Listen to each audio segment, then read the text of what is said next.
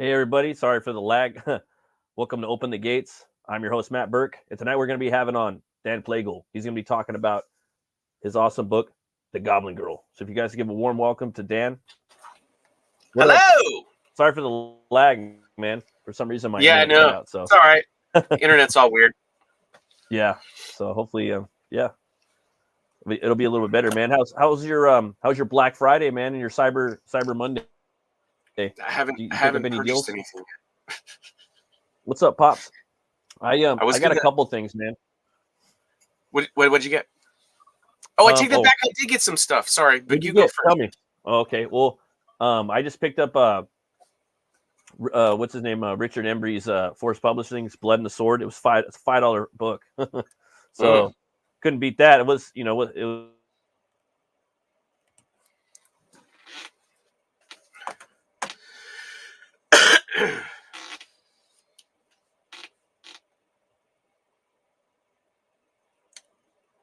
That's my internet. Hello, everyone. If you're seeing me and he's phased out, or if I'm phased out, I don't know. I picked up Bronze Star, and that was by Mike Maron, but that wasn't a okay. Just that's what I got. So I picked. What did I? Oh, I backed Hex Allen's book. Oh, that's cool. The cool. Yeah, I got his book too. Gosh, my Nephilim Squadron. Nephilim Squadron. Thank you. I have a real bad chemo brain, and my short-term memory is ruined. Unfortunately. Yeah, so. I haven't read that book yet, but yeah, I liked what I saw of that. What happened was I thought I had bought the book, but evidently I had only bought like a chapter of it. That was like a sampler. Oh, okay. So I had to buy the full book, which I wasn't aware wasn't he hadn't finished it yet. Oh, okay. But yeah, for my Black Friday items, I ordered a shit ton of import horror movie Blu-rays, and I got the television edit of Midway, which is like longer by like an hour. Cool. Love the horror stuff. A bunch of crazy movies. I also got this sweet book on the eBay. What's that? It's an Alex Toth by design book. It was put out by the artist and this publisher guy that were friends. He was like, they were animators together. And Alex Toth is the guy that designed most of the Hanna-Barbera stuff that you see, like Johnny Quest, like all that stuff. And this book is just a big, thick book that's nothing but production design art, characters and stuff, like from all the shows. Hell and yeah. I guess Hanna-Barbera found out about it, or Warner Brothers or whoever, and they were like, oh yeah, you didn't get any permission from us to do that. You have to remove those all and destroy whatever stock you have left. So it's a really rare book now, and they've never reprinted a lot of the stuff that's in it, so it's like gone up in value quite a bit. And I ended up finding one like super dirt cheap for I think it was like $120. Hello. What's up, Brian? What's up, Dan? What's up, Matt? How you doing, man? What's up, Baskin? I'm here to share my support and my enthusiasm for Goblin Girl. Oh, I appreciate it. Very much. Someone's got to do it. Yeah, man. Yeah, man. And then, of course, also, it's just I heard somebody talking about horror DVDs. A dog whistle for me. So I just got all these I got this weird caveman movie from England. Oh, it's supposed to be slightly smutty. Oh, is it a live action? Yeah, Creatures of Time Forgot. I thought it was Yeah. The Creatures the World Forgot. This one, yeah. But I thought it was like 2000 AD or whatever, like the Raquel Welch type thing when I first saw it, and I was like, oh wait a minute, that's not what that is. So then it's I ordered from the same studio. It's from the same studio. But it doesn't have Raquel Welch in that fur bikini. Yeah. So I got this. And then I got and Ray Harryhausen too. That's the other thing too. The one with Raquel Welch also has Ray Harryhausen dinosaurs. Yeah, see, that's just people. Supposedly this one doesn't have any dinosaurs, just naked women. Yeah, pretty much. Although I definitely prefer prehistoric women. That's a much better. Oh yeah. So then I got Martine this Bezra. one, The Devil's Men. You ever heard of this one? In the U.S., it's called The Land of the Minotaur. Yes. Oh, And Yes. this has two different cuts of it on it. Really? It has the UK 94-minute one and the 86-minute US one. I got I Monster. nice. Yes. The Christopher Hammer Lee, Peter version Cushing. of Dr. Jekyll and Mr. Hyde with Christopher Yeah. Lee. And I think that That's this dope. one has two different cuts. Nice. I've got God most damn, of all man. the Christopher Lee. I bought the Arrow box set of all the Fu Manchu stuff, but this one wasn't in there. That's the Terror of the So- Tongs. Yeah, so it's not Fu Manchu, but it's ish. Do you know what I'm Yeah. saying? So I got that, and then I got Curse of the Mummy's Tomb. Nice. It seemed interesting. Yes. That's the first Hammer sequel to The Mummy, the one that they did in '59 with Their Mummy, the one. Yeah, Christopher Lee and Peter Cushing. Okay, That's the cool. First sequel. I got Night of the Demon, man. Classic. This has two versions on it as well. And then just because I like World War II stuff, I finally got a really good copy of the television edition of Midway. Oh, nice. Which it had a flip cover with the Japanese poster, so I thought the Japanese one was pretty. Oh, I love when they do that. Now, who is that? Is that Arrow? Is that Severin? This is this Arrow? I think this is in Intrada Indicator. Yeah, oh, really? I haven't even heard of that. Because right now it's like Vinegar Syndrome and Arrow, Shout Factory, and Severin. They're just like killing it. It's like they're making a physical. Well, and Umbrella too. Do you get stuff from Umbrella Entertainment? It's an Australian company, and they've been doing like box sets of stuff. Like it's like crazy. Like they're doing this one movie which I love. It's like a noir type film from like the 90s. That stars like the main two leads is Nicolas Cage and Dennis Hopper, called Red Rock West. Oh wow! Huh. And it's a great movie. They cool. put out a special edition of that, so I was like, take my money. And then like Angel Heart, kind of. What's that? Kind of like Angel Heart a little bit. It's not like Angel Heart. It's more straightforward, like kind of like a Reservoir Dogs like crime thriller thing, but it's real like it's real hard edge sort of. It's a John Dahl film. He did Badlands and like some other stuff, I think, if I remember correctly. Badlands, and it's got one of the best performances by a character actor that died way too soon. I'm trying to remember his name right now. John.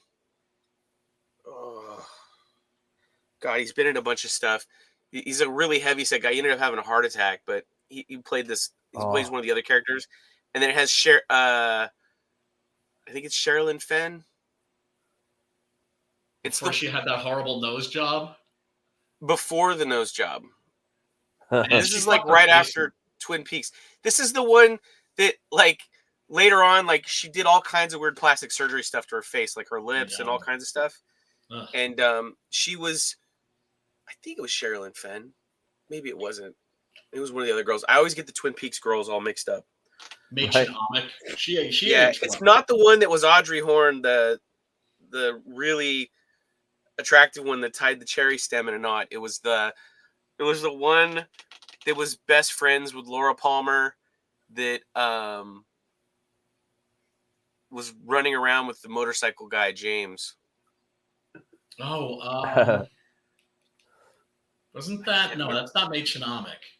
Oh, I also got Ghosts of Mars Special Edition, which they've never. Oh wow! And it's got a bunch of pictures on it. I'm gonna have to see that special. Does that have like a different cut of the movie, like one that's actually good? No, it's the same cut of the movie. But the thing that's funny is, I don't know if you guys know this, but do you know what this film was before they made it into what it became? Escape from New York, right? Part 3. Escape from Earth. Escape from Earth, yeah. Yeah, it was Desolation Williams instead of Desolation Williams is straight up Snake Plissken. Even the outfit he wears is basically like a neon version of the Snake Plissken outfit. It's freaking crazy. Yeah, that movie would have been better with that character in it, man. Yeah, it would have been crazy I do like that if he was movie, in it. Holy shit! Yeah, Him versus so like fucking dope. space zombies. Right. That would have been rad. Or Like space infected, because they weren't really zombies. They were like they were sentient infected. There were there were spirits that were possessing the spirits of the former inhabitants of the planet that are just kind of in the ether and that possessed human beings. It's totally stolen from the Mario Bava movie, Planet of the Vampires. That inspired both that movie. I love that movie. Planet of the Vampires was awesome. Amazing. It's Alien. It's straight up where Alien came from. Yep. Yeah, when they found the giant like alien skeleton and everything. Yeah, I got it's got the the space jockey type thing in it. Yep. Alien. Where if I can get the? There we go. Get the good camera for you guys. So Dan, me and Brian know who you are, but I was wondering for some of the viewers, maybe you could tell us a little bit about yourself, and you know. Well, I'm 6'1". I'm a Scorpio. You know, I like toys, comics. You are. Movies, genre stuff. Cool Ranch Doritos. I drink my cider out of a glass bottle. No, I've I don't know, like was born in a small provincial town to a farming family. I mean, these are all true, but I guess this isn't what you want to hear. So I've been doing comics since like 94. For some mainly independent companies. I started out with Boneyard Press, who did the the Jeffrey Dahmer comic, the Rush Limbaugh versus Jesus Christ, whatever it was. Yeah. OJ's big breakout. But I did a bunch of their horror comics and some of their sort of like, I don't know, like action comics that they had that were like kind of like fetishistic sort of type stuff. And then I did a lot of just independent stuff for myself. My full-time job for about 10 years in the middle there somewhere, I worked for a couple video game companies. I worked for that we made games for Sony and Disney and Paramount, and a lot of Hudson Soft and Namco, and so I've worked on a lot of video games. I had a short stint making independent films, and then I co-started a magazine / convention thing called Mad Monster with some friends. Nice. I'm still part of that, but I'm like not like co-owner or anything. I just like, if I want to go to shows, they'll bring me out, give me a table. Cool. And I do art for them for like shirts and posters and stuff occasionally. They just acquired Famous Monsters of Filmland magazine. Wow. So I did the first piece of, I guess, convention merch for the Famous Monsters of Filmland conventions. I did Famous Monsters had a thing that they always perennially sold in their magazine, which was like a 7-foot Frankenstein Jack Davis print. Yes. Jack Davis. Yes. Yeah. And they wanted to do a 7-foot Jason print that was in the same style. They sold the match style. So I made the 7-foot Jason thing, and they ended up using it for all their merch. Oh, that's dope. And I guess the print is now available. The 7-foot print is available. So I think you've seen you dropping that on Twitter. That shit's dope. Yeah. I shared. I was like, holy cow. I'm always telling Matt and other people, like, I can't imagine my childhood without Famous Monsters of Filmland. So those of you that have never heard of Famous Monsters of Filmland, it was really kind of like the first fanzine, wasn't it? Yeah. Also the very first convention. Yes. They invented the convention. Yep. Yeah. Forrest J. Ackerman pretty much invented fandom. Yeah. That's a shame that really he had to sell that massive collection that he had, which had to have been the most extensive in the world. Yeah. He was also the creator of Richard- Vampirella. Yes, Crazy. yes, along with Frank Frazetta. Yeah. Yeah, man. Yeah. Oh, yeah. It was super sad because they should have turned that into the Forrest J. Ackerman Museum after he passed away. We knew the guy who was like his caretaker at the end of the years, and Oh wow. like I don't know, like I like kind of like parted ways with him, and like I like keep hearing like weird stuff. Like people are like saying like, oh, he was okay, but like stuff disappeared or whatever, and I'm like, what?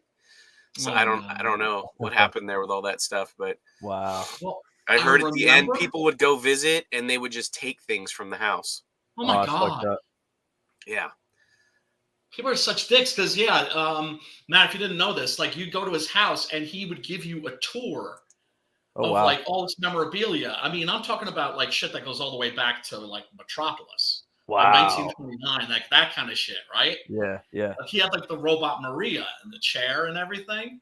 Oh wow. And yeah, and then like he had financial problems and had to sell his collection.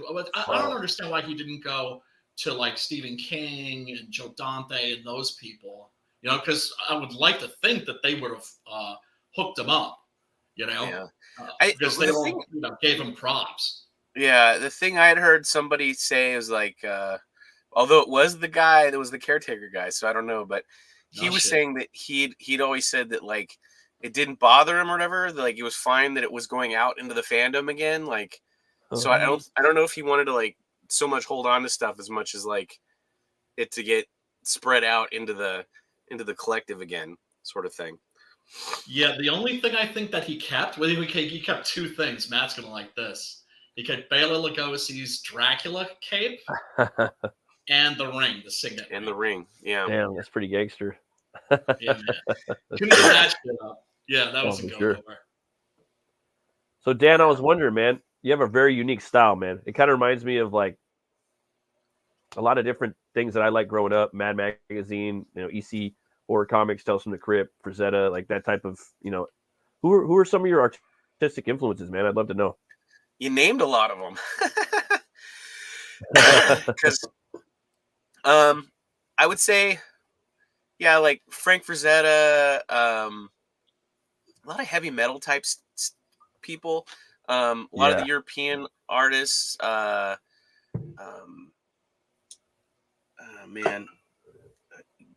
Leonardo, not Leonardo Jimenez, like Jose Jimenez or something like that. I can't remember. He did a lot of these like sci-fi stories, like Meta Barons and stuff. And then what's his name? Richard Corbin was a huge influence. Corbin's a shit. Yeah, he was ahead of his time. Sure. The first comic I ever had, I bought my grandmother bought me a 2-pack of comics from grocery store. One was a Spider-Man book, which I couldn't tell you what it was because I don't have it anymore. But one was Conan 118. I think it was 118. No, 114. And it's Ernie Chan and Sal Buscema, I think. It's either Sal or John. I can't remember. But anyway, the two of them taking co-artist credit on it. So that book, that art style, Jaime Davis, which I think he means Jim Davis. Yeah, all my eyes on most of my women are Jim Davis Garfield eyes. Funny little thing there. There's the Red Dress Press. What up, Chris? What up, Chris? Diabetes Chris. Cool, man. And I noticed too that like, man, like you're in the community, like you're one of the you're one of the best, dude, and definitely one of like the fastest like professionals I've seen like in our network. My speed is a little slow right now. I seen you throw down on like some pretty badass pieces. I don't believe I was there for the Embrace piece, but we talked about it at Dillard's one time at one of his barbecues. Oh yeah. Man, that was like one of the sickest pieces I've seen. With the dude in the graveyard, you know what I mean? Yeah. So it came out good. Badass. Dean wanted that bad. He was like, "I'm gonna buy that." I would have wanted it too, dude. Yeah. What's up, Billy? But yeah, that's awesome, dude. I was like, I'll just send it to you, whatever the shipping is. The shipping. You were saying like Buscema, and then a couple of dudes from heavy metal as well. Yeah, I mean, as Jack far as Davis. like stuff that like as like, and then of course like the Hanna-Barbera cartoons from like like Thunder the Barbarian and like Space Ghost and the Herculoids and a lot of that stuff like visually like was stuff that had me go and then like Yeah. and then it kind of like, I mean, that was like stuff as a kid, as like a little kid, like fantasy adventure art stuff that I'd saw that I was like, oh, this is my thing. So like Alex Toth, I guess, would be an influence. Yeah, well, I was just showing off. I got this Alex Toth book that I've been like coveting for a while. My friend had it, and then he misplaced his or something like that, and then I was like trying to get one, and they were like $1,000, No, $700, like the longest I time. had one in my hands too at the bookstore. I was like, I can't pay $50 for this. For and that like, InDesign? now it's like 1,000. The InDesign book? Right. Is it like the other? It's like a beautiful hardcover, right? No, that's a different one. That one's actually available now in a soft cover, and I would suggest getting it because it's like $30. Okay. And this is why I would say that the hardcover's nice because the hardcover and it's a really big fucking book.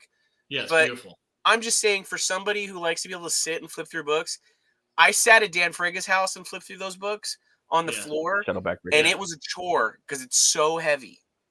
Oh, yeah, that's my problem with the omnibus like, edition too. It's kind of like the river, right. like when I was in college. You had the Riverside Shakespeare, the Riverside Chaucer. I was like lugging 2 cinder blocks with me, like wherever I went. The books are just massive. Like I like them. I love.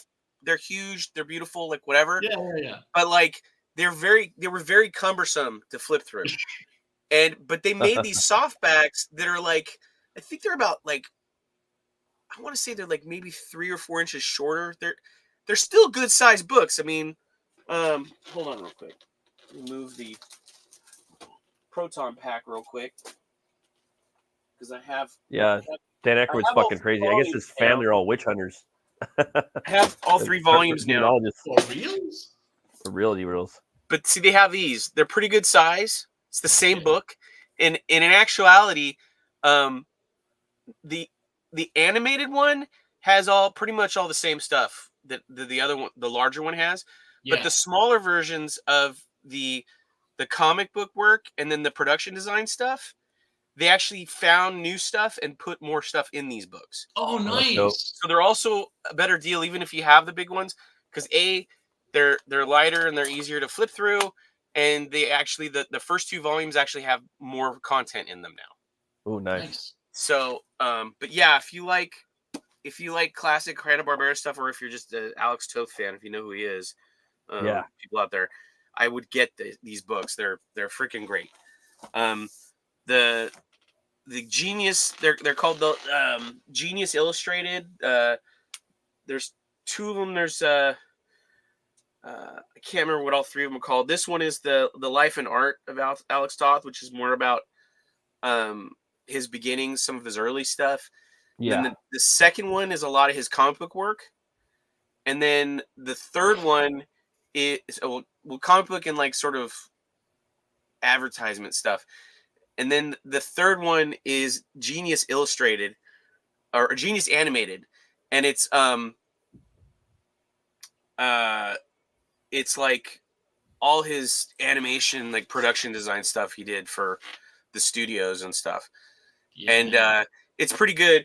But even in that book, it doesn't have all the stuff that is in this glorious band book, which is the Alex Toth by Design. And if you find a copy of this and it's reasonable, snatch it up.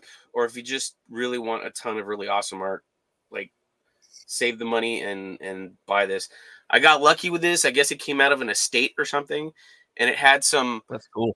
It had some yellowing on the spines because it was in a smoker's house or something. Right. Oh yeah. So, I sanded. There's a book restorer technique. You can sand the spine down, and it'll take the yellow out, the stink out, and then you can also put it in a bucket and splay it out, and then put cat litter at the bottom, and then seal it, and it'll pull the odor out of it. Really? But anyway, I got it. I restored it, and it's one of my favorite books to go through. Wow. Got so much great I mean, stuff. I'm a book sniffer. That's the thing. Like in our scene, Yeah, we're all book people. And I'm just like, I always thought I was a weirdo because I'm always like, yeah, right? yeah, right. Like to me, it's part of the So good. experience of the book. on some books, it's smelling Yeah. it, right? yeah. That So Dan, go ahead. oh, I was gonna ask you, like, who are some of your like as far as like writing, some of your influences, brother? Like I think I have an idea possibly, but As far as writing, yeah, 100%. Man, was really into Stephen King as a kid for a long time. Like I have tons of first edition Stephen King's, like The Shining, Carrie, a bunch of stuff like that. So I was really collecting Stephen King Yeah, he's novels for a while. So as far as novels go, I would say Stephen King, obviously Robert E. Howard, Hell yeah. H.P. Lovecraft, Nice. and then like some some other weird random stuff, titles. like old paperback stuff, which I don't know who the authors are. Just like I would see these old paperbacks and I'd love the things. Frank Herbert. Those are the only ones that I can think of right off the top of my head. And then Clive Barker. Yeah. What do you think of Nightbreed? You ever see Nightbreed? Oh yeah, It's like his X-Men, huh? That's like his X-Men movie. A little known story. Yeah. That is.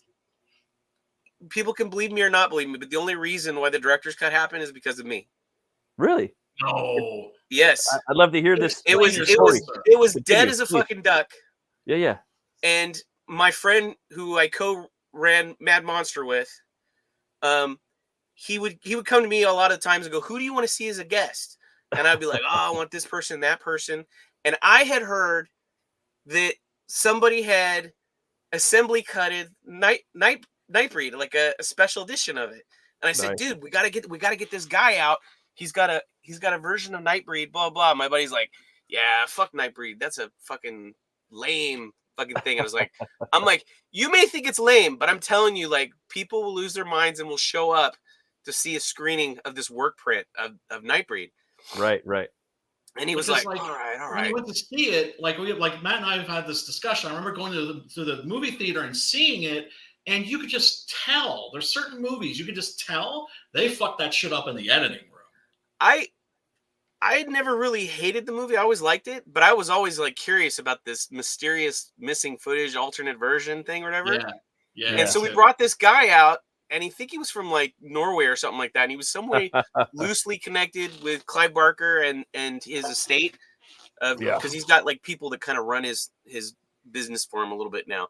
And so they brought them out, and they screened this thing. But I was so busy the whole time working the show, I didn't get to watch it. Oh, so then before the guy flew out, they gave me a laptop and let me watch the whole thing privately or whatever. Oh, and I saw the whole thing. And I was like, "Oh, this is amazing, blah, blah, blah." And so then they started doing shows. And then when the deluxe DVD set comes out, guess who got all the credit? Not you. The guy that fucking hated the movie. Right. It was such a good movie. And I was like, I had this one idea to bring you to the show. What are you talking about? Like, I had this vision, Nightbreed needed to be a full director's cut. It was all me. Yeah. So it always makes me chuckle because I look through the book and I see his name in there. I'm like, yeah, motherfucker. Well, I had heard of it and seen posters of it, and then we did it on Horror Movie Club, and I was like, dude, this is fucking awesome, dude. This is like fucking Clive Barker X-Men. It's crazy. There's more like there's little things like just like the world, the whole concept, the costumes, the directing, the monsters. It's I don't know. It had more of like a classic classic monsters movie feel to it. Like I don't know. It was like the other, I can't remember what the cut's called now, but with all the different cut of it, it has like a different sort of pacing. There's just something about it that feels like somehow like those vintage the original 4 monster movies somehow to me when I was Yeah, watching it. I was definitely. like going, it's got a lot of like the sort of the tragic monster thing Got or the whatever. tragedy for going for sure. Because all I had ever seen, all I've only seen is the director's cut, and I responded Yeah. to him like just a little more like fight scenes in here, like just fight scenes, and it'd Yeah. be perfect, Like I it's think the still, I mean, it's television, still the shit, but I mean, I think the theatrical one's good too because it's got all the mad doctor stuff in it that they changed yeah, because they're like there's not enough people dying in this, so like they shot all this stuff with was it David Cronenberg as the guy with the Yep. mask yeah, on, yeah. He's good in randomly there. going into people's houses and Yeah, murdering them Yeah. like a serial killer. he's And they're so like, fucking we'll serious, insert all these little scenes in here, and they put all those Yeah. in there. But yeah, Hey Dan, what's your favorite metal band? that's a tough one. Be careful, I mean, I'm pretty cliche. I would like say Metallica or something like that, but Slayer. you know what? I don't hate Slayer, but I've never been a super fan. Um, Me neither. gosh, I don't know. Like I was just the other day, like everybody was like I like Black Sabbath, I like all their stuff. Yeah. But my favorite Black Sabbath album is that Black Sabbath album called Tyr, Tyr. Yeah. With it's like a bunch of different people, right? I think there's different band members in it for sure. It's not like the real lineup, but I don't like think Gio's in it either.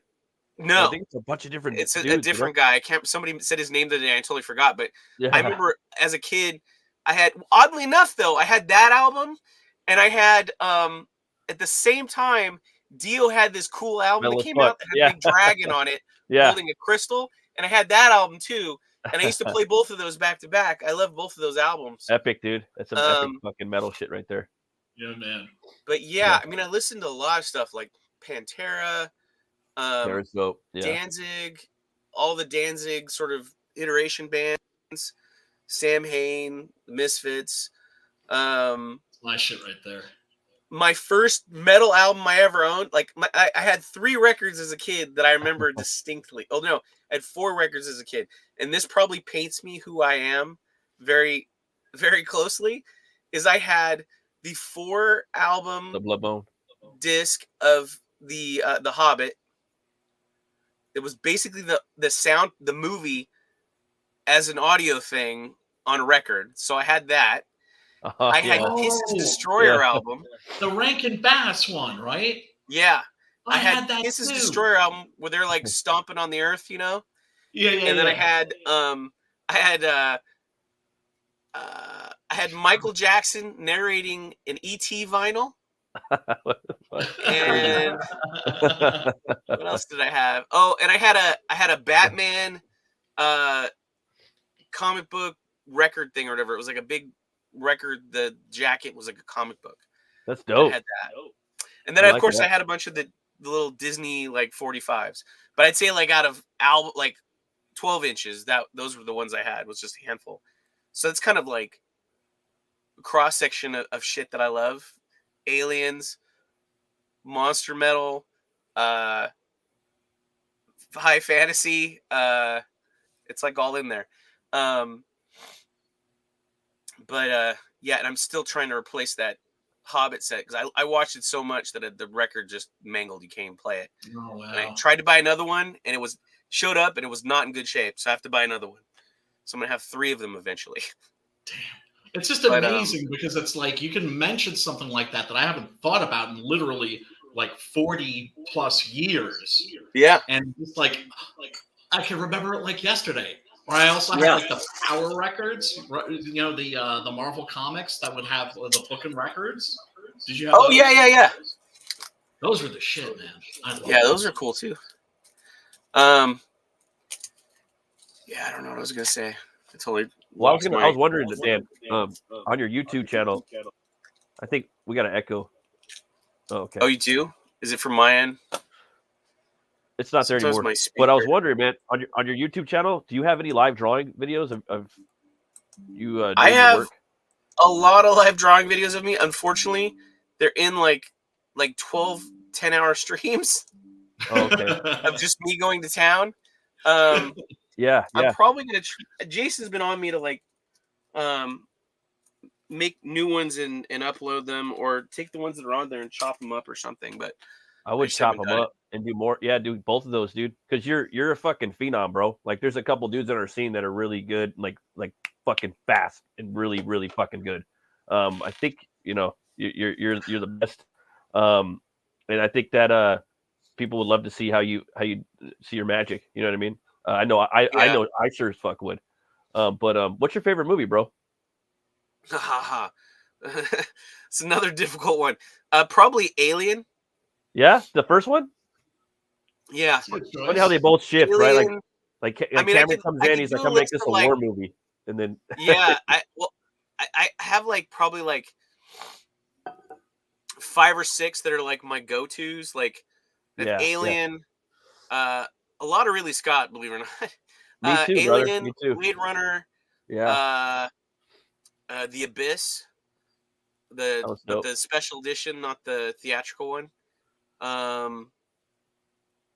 Apocalypse Now. Um, Sorry, I gosh, always I gotta know. hit people with that when they come on. Gotta hit them with the metal Yeah. and the movies and the brewskis. Yeah, I should have been more. I should have known and been more prepared. No, you already crushed it, bro. It's funny, Matt, can I ask you people a always question? cite Blade Runner, There's definitely some I'm missing, but my brain is like squishy, like I said. No, I hear you. No, you're Oh, fucking Walt pumping them Disney's out, dude. 20,000 Leagues Under the Sea. Oh, that's a good one.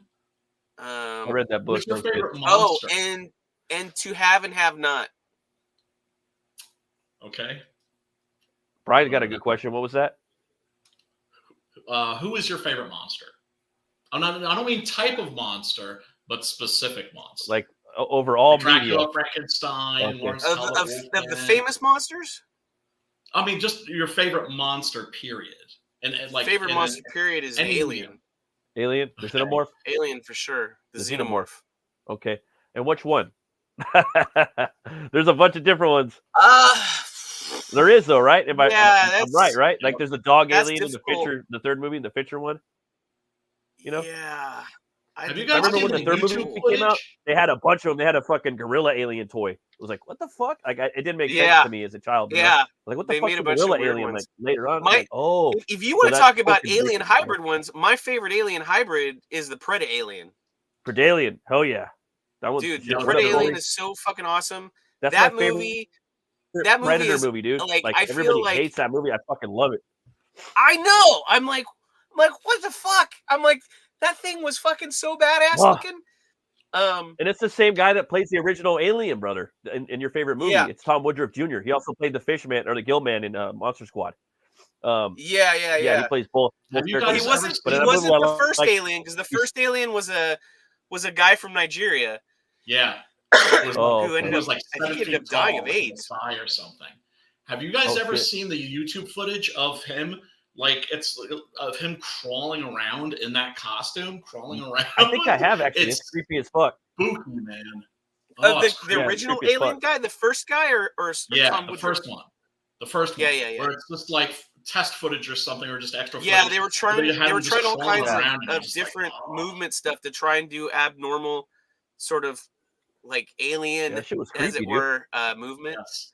Like they had him like crawled up in a ball, and then the tail thing come out and all that stuff, and then he rose up. Oh, that's dope. It was in that scene when they were trying to get all the air canisters out of the work area. Mm-hmm. And Lambert and there was like a bunch of weird stuff. Like they wanted it to. They were trying to see if they could get it to like fold up into like a box shape, so it could hide in with like some boxes. And the only thing that exists of that, I think, is the comic book that they did with by Walter Simonson. Walter Simonson, where he has him in there and he's in the little box and then he comes out of the shape. Oh, wow. Man, I still have like the very first printing of that, which was actually heavy metal. I have the heavy metal like comic book thing they did, and then I also have the artist edition thing, which is really cool. Ooh. What I liked about like But- Alien versus Predator Requiem or Part 2 was you got that one fucking alien or predator. They call him the goat, the wolf. They called him the wolf, and he's just sitting Yeah. up. That's the first time you see the Predator planet. It was like a little fan service fucking gags throughout the movie that I liked about it. And then he gets up, like Batman, because they have the signal. He gets up and he fucking grabs his whip and all his shit, and he goes down. And he's like, all right, I got to take some fucking names now. I got to take some fucking names now. And that's like the whole movie, and that's I was cool with that. Since you're out in this area, did you go see them when they were promoting the movie? No, Because I met the two directors, the two brothers that made the movie.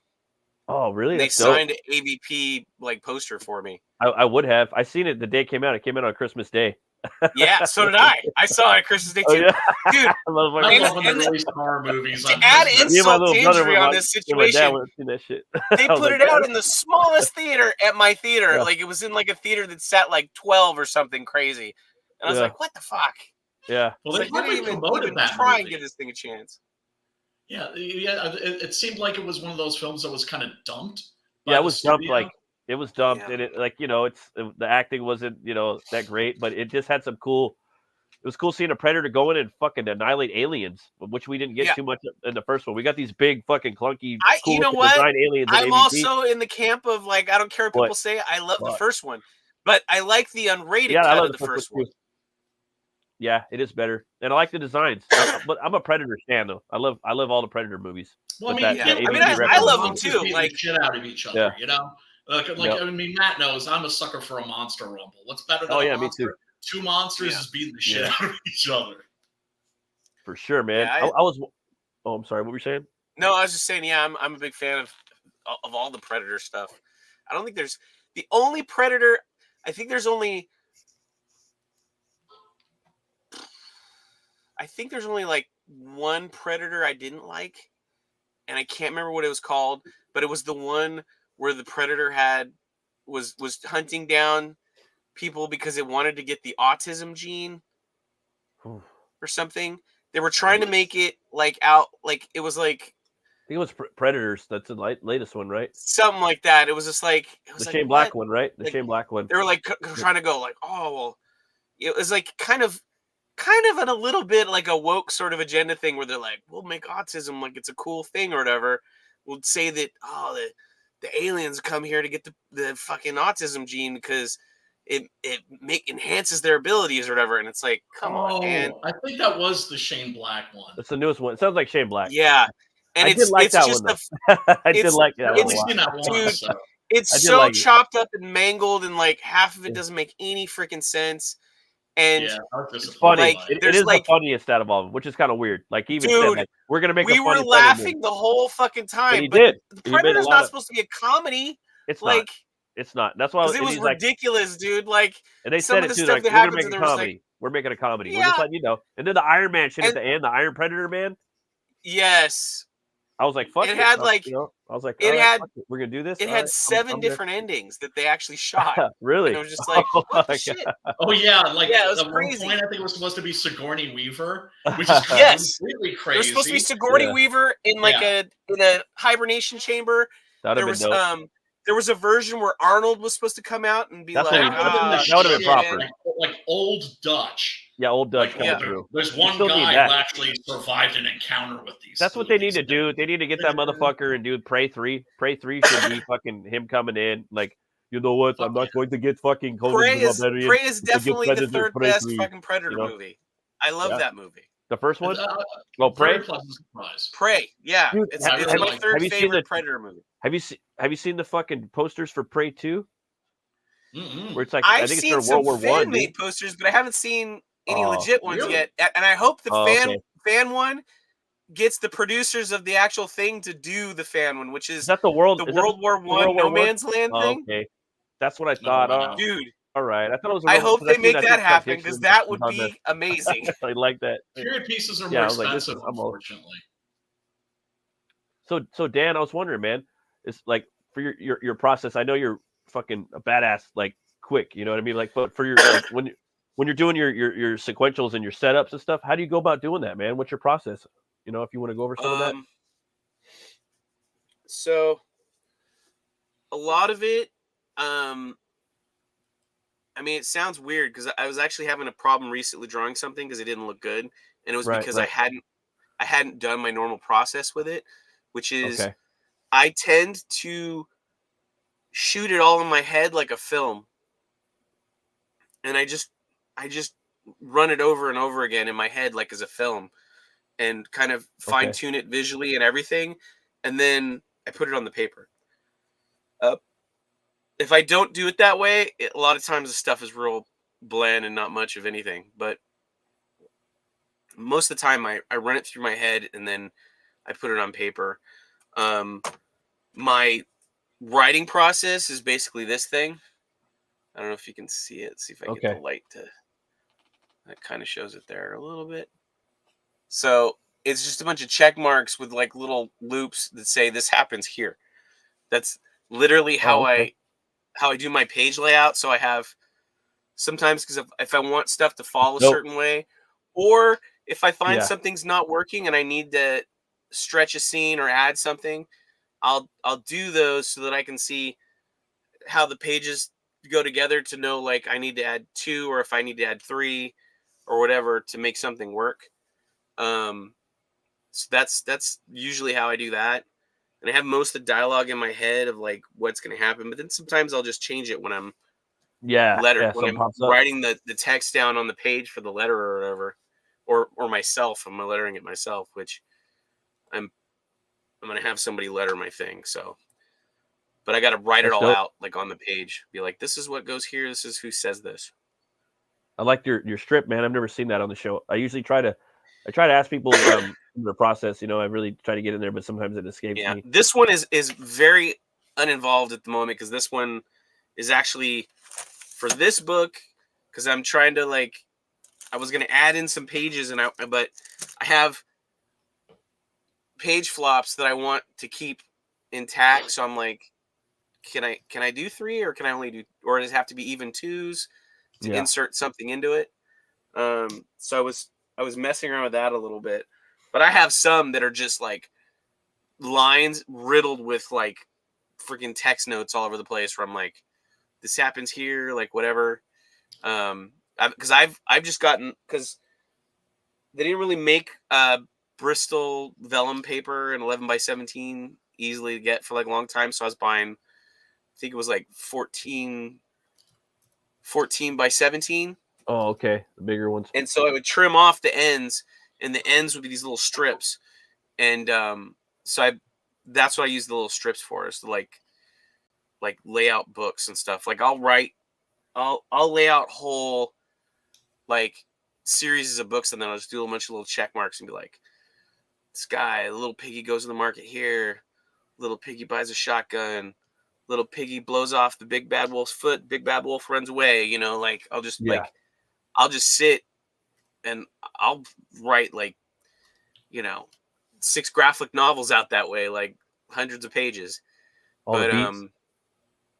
yeah, and that's kind of how I do that, and it's usually in my head. And then if I look at the thing and I read the notes, then it's like the movie comes out of the vault in my head and starts playing, and I can see it exactly how I imagine it. That's fucking But awesome, man. yeah, it's a way for me to be able to recall like story ideas, so like I don't forget everything. I usually look at that scratch thing. It doesn't matter how old it is, and my brain goes right back to what it was I was formulating on. When you draw something, does it like what comes out of your head? Is it exactly the same as what lands on the page, or is it a little different? It's I would say it's. I mean, sometimes it's 100%, I knew but I fucking knew you were gonna say that. I knew it. Like a lot of people aren't. Most artists aren't like that. But for some reason, I had a fucking strong feeling you were like that. You know who else is like that? Bernie Wrightson.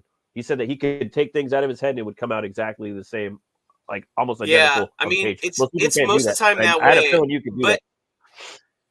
but sometimes it's like 90%. Like sometimes there's That's something fucking like dope, dude. stylistically Yeah. that I'm kind of like, Uh huh. I wish I drew a character that looked stylistically more like this. Um, Yeah. I would say the layout though, and like just the structure of the panel or the staging is always 100%. But the sometimes like um specifically with my male characters, sometimes I'm like I'm like, sometimes I'm happy with my style, and I can just draw the way I draw, and it all works. But occasionally, there's like a flavor of a look of a guy that I've kind of seen either in a movie or another artist like stylistically draws someone in a way that I think would be interesting, Yeah, and yeah. it's not within my presets. So then it's like it'll be like 90% of what I wanted. I mean, it's Okay. livable, like nobody's gonna know. But in my head, I'm like, yeah, maybe he was a little more skinny and face looked more like this, or the outfit was more in Yeah. some way. I don't know. Right now I'm going But through a big fucking swole kick for my characters and just art in general.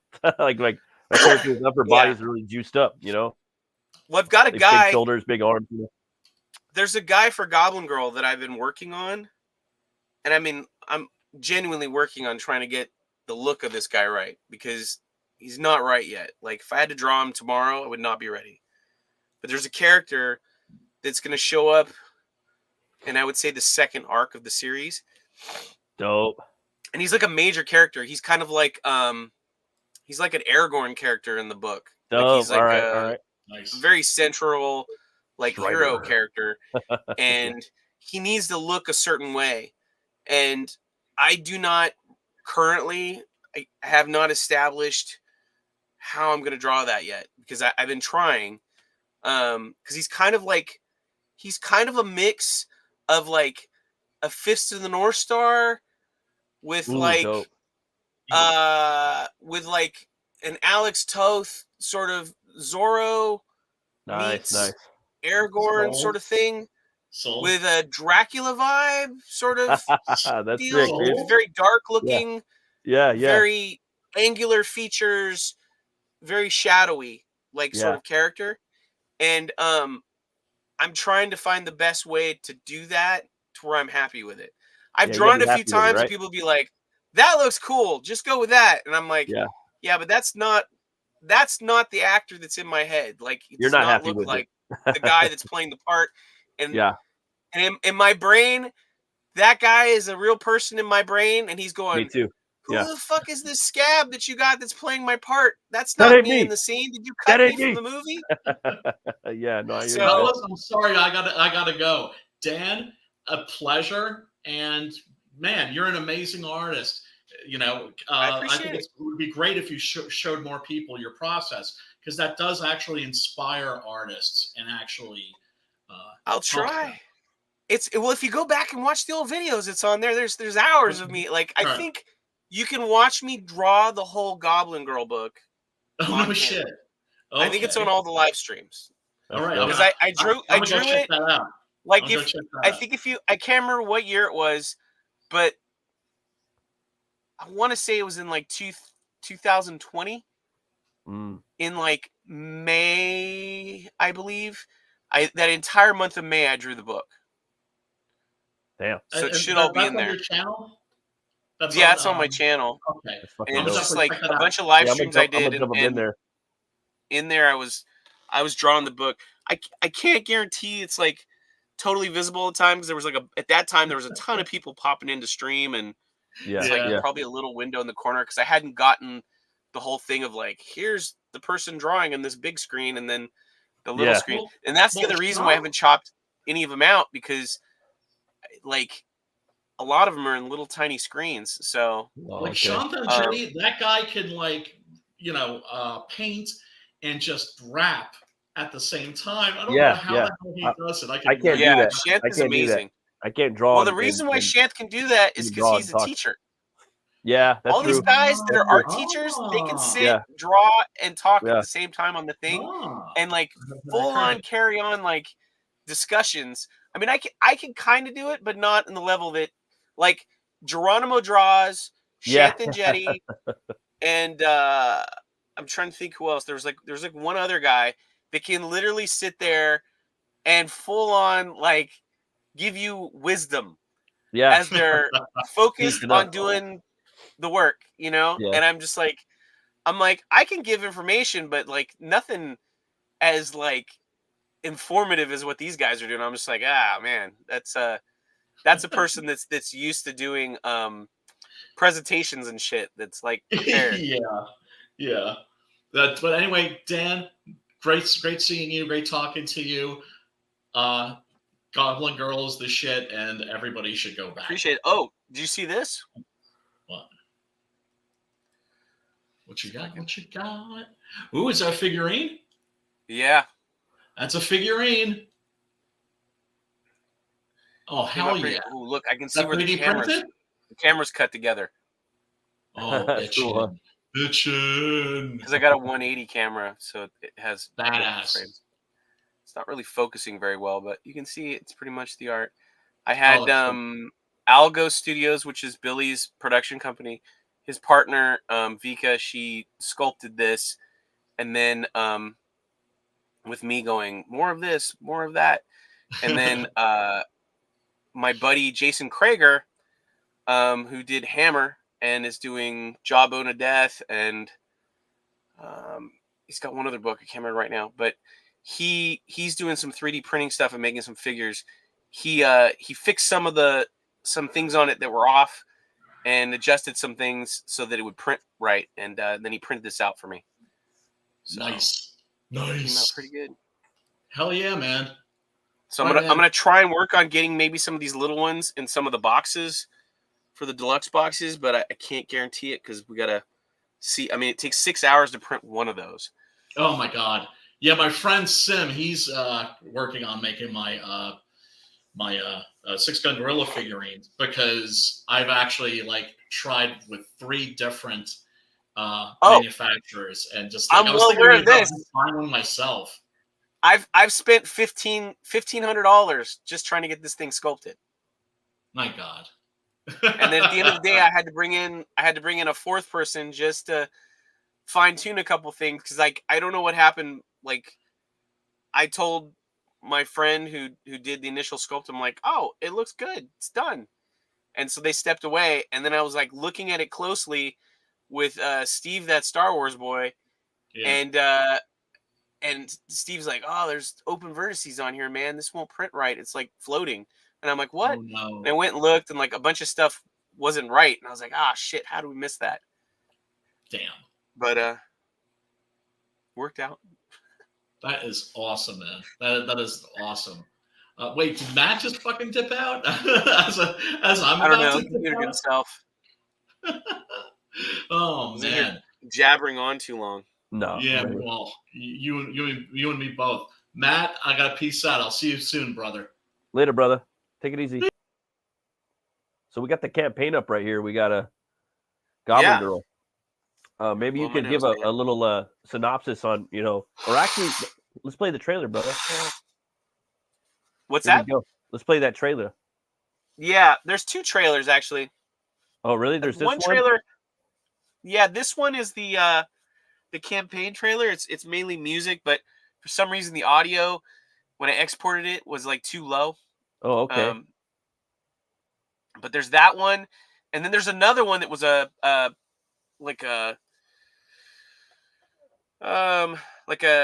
mailing list sign up one, which has got my puppet Squish on there promoting the book, and it's got more of a narration description of the book, but you'd have to go to YouTube to find it. Oh, okay. Well, I guess I'll play this one, man. They can check. Yeah, you can play this one. Visually, it'll show a good swath of what people will be looking at. Nice. Here we go.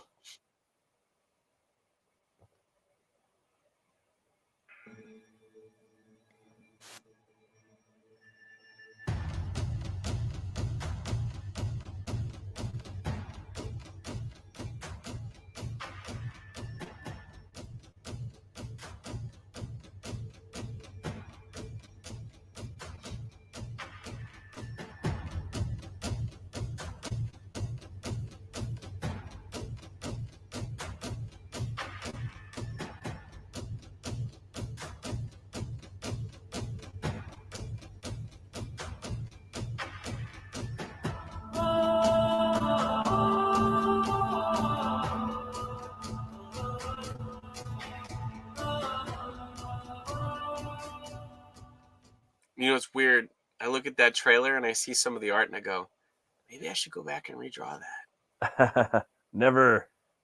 Yeah, that's the funny thing is I find myself looking at stuff and going, is that really good? I don't know if that's good. Like maybe I do the should have same thing, redone man. that or should have done something. But then like I go look at other stuff that's drawn by other artists that I think is like amazing, and I see stuff in there that I kind of go, oh, yeah, there's I guess at the end of the day, these are just like no matter how good it is, these are scribbles on a page. They're not like, you know what I mean? I don't know how to describe it. Like I look at stuff and I'm like, does that look like a shot out of a movie? Like every shot, and it's like, no, that's not how comics are. Like Yeah. there's going to be some panels that are going to be roughly drawn to get across an idea because they're not even meant to like for the eye to sit on very long. They're meant for you to like move. Get the idea that somebody flipped the light switch or picked up a coffee cup. It's like that's not the shot that people will like are meant to be looking at for a long period of time. It's just like a thing for your brain to go, I saw the like it allows your brain to follow the narrative of like, how the guy got where he got the coffee cup from and how he turned the lights on in the room. Just like a 100%. quick to know how the scene was set, you know what I mean? Yeah. So it's not as important as like say like the cover piece like that or a big anchor panel on the page that needs to like have some energy to it. I have the same problem that you're having, you know what I mean? And then just keeping people to move to the page. I fight with that sometimes. Sometimes I'm able to let it go. Yeah. I don't think about it. But other times, man, I like go back and look at stuff and go, yeah, me too. Really? Me too. Really? I'm like, fuck. But it's just like, then I go back, story. Like, they got to move that motherfucker. They got to move that fucking page. They got to move that page. The story's got to go. The story's got to go. But I'm like, damn, but that background, though, that could have been more background here. And, I don't know. There's always just so much, like, and you could, but at the end of the day, like when you're reading a comic, I know for sure that I'm not looking at every single dripping detail all the time. If I'm really engaged in the story, I'm just like really engaged in the story. And I kind of put through it a lot. But sometimes I will sit there and I'll like, it might be like a Liam Sharp book or, I'll be sitting there looking at every little detail or something, Well, I was looking at the latest Battle Chasers issues, and I know they're not Joe Mad. Right. But I was like looking at some of the panels, I'm going, there's just a guy's head on this panel, or this is just two people writing in space, basically. There's no background in this shot, just some lines, and that's it. Yeah. And I'm just like, oh, okay. Well, I don't feel as bad now. Like I do go the extra mile in some of this stuff, not realizing it. Right. But right. It's funny. Like I have to remember to like, not every panel needs to look like a splash page, but a lot of times that's how I do it. No, yeah. And you're a fucking pro, dude. And it shows. Yeah. Every panel is precious. So this right here, this is the main cover right here, for Goblin Girl. Yeah, that's the main one. With their blade, with their big fucking sword. What's their sword's name? Does the sword have a name? It does, but I can't remember right now. Okay. I have to go look at the book. The original book has a name, but I can't remember because my freaking memory is like K-hold. I remember when that trailer hit, bro, with the sock puppets and whatnot. That shit was fucking hilarious. Yeah. I remember when you hit on the comic skate scene, and I was just like, dude, who's this guy Dan Plagle? I'm like, oh, I like his fucking art, dude. This shit's cool, Like this shit's badass. It reminded me of heavy metal. Hopefully people keep feeling that way, and I get all my backers back again. No, yeah, people are gonna back, dude. It's your first book. These things take time. You know what I mean? These things take time. Yeah. And we're one. It's usually like one person or maybe like a couple of people. A lot of us are. This is our not our full-time job either, and we're learning how to do this. It's a new industry, and unfortunately, while the main industry is kind of dying, man, like this is what customers are going to look forward to is Comicsgate, Iron Age, fucking independent indie books, however you want to say it. That's what we're going to be there. We're going to carry the torch, and we're going to be there for them. They just have to discover going forward after this book. I want to just have content coming out regularly so people don't have to wait as long as they waited on this. Yeah, nobody wants to too. Like for me, I have that constant battle in my head. Like, damn, dude, I kind of want to bank like straight up 2 books. I want to get 2 books done, and just and just have like be working on the third book when I launch one of those 2 books. That's what what I want to do. Just take like 5 years off and just kind of do that. But at the same time, it's like you want to stay relevant too. You want to have art. Exactly. You want to be like doing things. You want people. But yeah, man, I fucking I love this panel right here. This knight. He looks like he's going up against this like white specter knight, right? Yeah, it's having a battle. It's basically. This is kind of like my version of the beginning of Lord of the Rings when they have everybody's gathering to go against Sauron. Yeah, dude, that's what I was thinking, dude. I thought that's exactly what I was feeling. But in mine, it doesn't quite end the way it did in Lord of the Rings, where they take down Sauron and all the people will go, "Hooray, we're free!" No, in this case, it's like, "Oh fuck, I thought you said cut the green wire." Like fucking everybody gets devastated. Everybody gets fucked up. I love that cloud, dude. I love the way. I love the way you draw smoke in clouds, dude. Fucking dope. It came out pretty good. We had Dean in the chat too, man. I was telling him. I saw him there. Something was wrong with his phone or something. He said, "Good day, Jason." It's the most recent thing. And the Zaid Comics Bros is here. Oh, what's up? What up, Phil? How's it going, brother? Yeah, we were talking about that piece you did for the Embrace, dude. Fuck, that's in the graveyard. I'm always gonna be talking about that. Yeah, it came out good. Trying to get everything back that I was doing before, but things are. The neuropathy, man, is just real bad. I love this piece right here, like in black and white. It looks good unto itself, but I really like the. Are these your colors right here? That's Billy's colors. So these are Billy Babco's covers. So what? Colors, that's the thing too about colors, man. It really brings the world to life. You know what I mean? Yeah, and that's the thing is Billy takes a lot of time to massage this out, and like sometimes I'm like, no, this is not good enough, and so it's like it is. Sometimes it is my fault how long the coloring is taking. Not 100%, but to kind of make sure things go along a little quicker. I've kind of just gone like, okay, if you need a question about like, if you need to know like a character, like they have green eyes or blue hair or whatever the frick, just ask me and I'll tell you. But like, I've kind of stopped like sort of nitpicking stuff, and I'm going to let him move all the way through the colors because it's like everything he does is about like 90% like what I want. So I'll just wait till he's done, and then I'll look it over, and then I'm going to be like, can we make this a little more like this, a little, that's when I'm going to go in and ask for a couple little things to be tweaked. And also it'll let me sit with some of it as an overall scheme to see if maybe the direction he went with the color is a better idea anyway. Like I'll just sit with that. And cause sometimes I'm just like, no, I've just seen it in my head. It has to be this way. And it's like, and then at the end of the day, like 5 days later, I'm kind of like, he was right. Be that way? I don't know if it need to be that way. I think what he did works. It sells what you're trying to sell.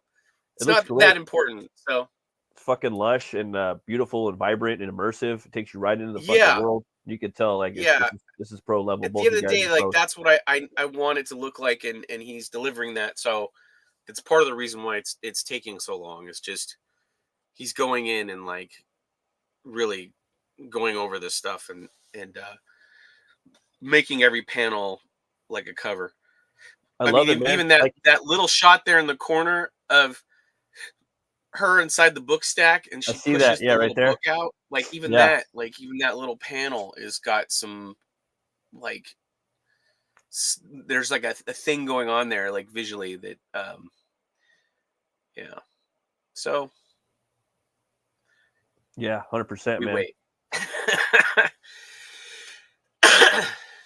I love this character right here with the candles on his forehead and on his shoulders. Yeah, the like a librarian or something. Librarian character, the librarian golem or whatever he is. Man, yeah, I love both styles, man. They both look great, but the colors, man, they just really builds on the immersion. Takes you into the world. It puts you there. You know what I mean? Yeah. It's just so fun to look at.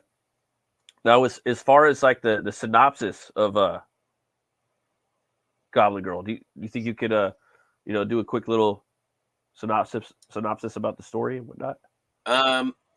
So for the most part, this first the overall feel of the book, I'll just start off with that, is supposed to be kind of like a Lord of the Rings, like high fantasy world with a little bit of Game of Thrones brutality. Okay. And with like a Elvira sort of lead. But not Elvira in the sense of like comedy, but just like a sexy female thrown into the mix. Who's a juxtaposition of sexuality and expectation of the feminine, basically. Because like Goblin Girl as a character is, I guess, by like a pervasive stance, she's like a sex pot looking character, but like in the Goblin world, she's hideously deformed. She's like garbage. Like she's just like, oh, like don't look at her. She's like a person with elephantitis disease on their face or something. Like, you know what I mean? Like she's horribly deformed to the point where like goblins are like just get her away from me. Yeah. They're just like, get her away. She makes me like, I can't even eat my food, like looking at her, and so she kind of like, in a way, she also kind of has kind of that sort of outlook as well. Like to her, she sees beauty in the things that are not perfect. So like when she goes into this other world that's been all fucked up by this chaotic thing or whatever, it's the most beautiful place she's ever seen. I see. Because she's only lived in this like dungeon cage thing that she's been raised in, and then she goes out in this world that's kind of fucked up and there's horribly disfigured shit, and she's just like, oh, this is amazing, like I love all this. And she's like, can we eat it? Like she's kind of cannibalistic a little bit because of her nature. So there's a little bit of that element to her. She's kind of like a cursed character who, by the sheer nature of the curse, they're trying to like keep her from being able to fulfill a prophecy that supposedly is marked by her. But in doing so, because they lock her up in this place to like keep her from, because the goblins had like foretold that this child was going to be born to the Goblin King, and she was going to have this mark, and she would be the downfall of their people. She would kill off their clan. Like this version of the goblins will no longer exist because of her. Kind of like the Neanderthal and the humans. They're like, well, we'll fix that. We'll just lock her up. Like they were like thinking they would kill her, but the king couldn't be brought to kill her because it was one of his own. Like he didn't want to, like they don't kill their own sort of thing. Like at least he, like, I don't know, like he didn't want to kill his own child. So he just had her locked up. And because the other thing is like, they didn't know if like killing her would bring this prophecy about. They didn't know, you know what I mean? Like, is it a blood sacrifice prophecy? Like, what is it? So it's like, they're like, we're just going to put her somewhere secure. She can't do anything and can't get anywhere. And we'll just keep her there. So they kept her there since she was a baby. But then they also did something also that was unnatural in the process of that, which is they took this guy who was like the ultimate, like he's like Conan the Barbarian of the Goblin world. Oh yeah, / the Tom Cruise. You know what I mean? He's like the most attractive goblin, the most badass warrior guy, and they made him like her jailer, basically. Made him like take care of her. But in the process of doing this, he raised her. He was like raised her like a parent. Like usually the goblins, they just kick them out of the womb, and then they do what they can to stay alive. And if they die, they die. They stay alive. Like whatever. But like they literally, this guy's job was to make sure she didn't die and make sure she stayed there.